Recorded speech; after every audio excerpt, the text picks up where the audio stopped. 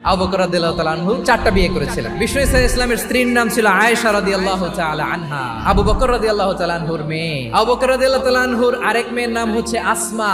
দুজনই আবু বকর রাদিয়াল্লাহু তাআলা আনহুর মেয়ে। এক মায়ের নাম, বাবা এক, মা দুইজন। আয়েশা রাদিয়াল্লাহু তাআলা আনহার মায়ের নাম উম্মে রুমান, আর আসমা রাদিয়াল্লাহু তাআলা আনহার মায়ের নাম কুতাইলা বিনতে আব্দুল উজ্জা।